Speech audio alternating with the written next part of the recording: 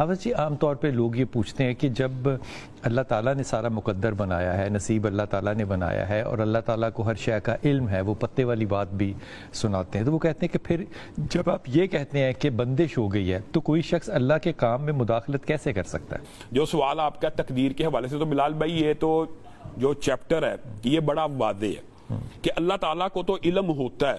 مثلا اللہ تعالیٰ کو علم ہے کہ اللہ نے لکھ بھی دی ہے کہ میرے اور آپ کے نصیب میں اتنا رزق ہے. آپ کو بھی پتا ہے، مجھے بھی پتا ہے، لیکن میں اور آپ رزق کی تلاش کے لیے گھر سے نکلتے ہیں نا. کیوں نکلتے؟ اگر لکھا ہوا ہے تو کیوں نکلتے؟ اس کا مطلب ہے کہ ہمیں بھی پتا ہے کہ قسمت اور تقدیر میں یہ بھی لکھا ہے کہ اسٹرگل کرے گا تو ملے گا. حلال یا حرام تیری آپشن ہے، ملے گا اتنا ہی جتنا لکھا ہوا ہے. جو باہر نکلنا ہے وہ بھی میرا مقدر ہے، وہ بھی مقدر ہے. اور مقدر کے اندر یہ بھی بات لکھی ہوتی ہے بلال بھائی کہ نکلنے سے ملنا یہ بھی تقدیر ہے. جیسے پانی پینے سے پیاس بجھتی ہے، یہ لکھا ہوا ہے. کھانا کھانے سے پیٹ بھرے گا، یہ لکھا ہوا ہے. اسی طرح دعا کرنے سے مصیبتیں ٹلیں گی، یہ بھی لکھا ہوا ہے. تو یہ جو چیزیں ہیں، جادو جو جس کی طرف آپ نے اسپیشل اشارہ کی، بندش، یہ بھی تقدیر ہی کا باب ہے کہ کوئی ایسے عملیات ہوتے ہیں جس سے یہ کام ہوگا.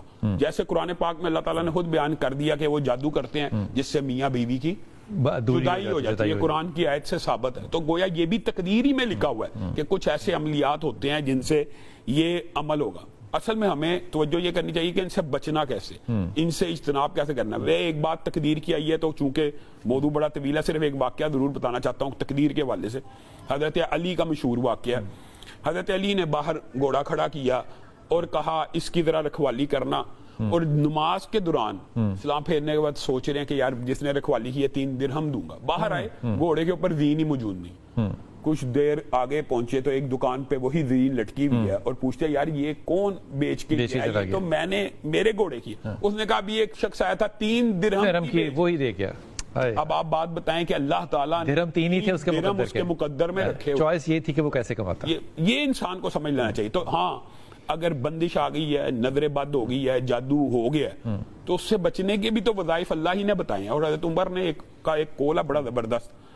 حضرت عمر کہتے ہیں اللہ تعالیٰ دعا کی توفیق دیتا ہی اس کو ہے جس کے مقدر میں قبول ہونا لکھا ہوتا ہے. کیا بات ہے! یعنی توفیق ہی اسی کو کیا بات جس کی اللہ تعالیٰ نے سننی ہے. اس بات کے اوپر میرا بڑا دل ایک دم نہ اس پہ ڈر گیا ہے، کیونکہ بہت سے لوگ جو ہیں نا وہ عام طور پہ کہتے ہیں جی بڑیاں منگیاں سا جی دعا میں کچھ نہیں ہوا. وہ دعا مانگنی چھوڑ دیتے ہیں. بالکل بالکل.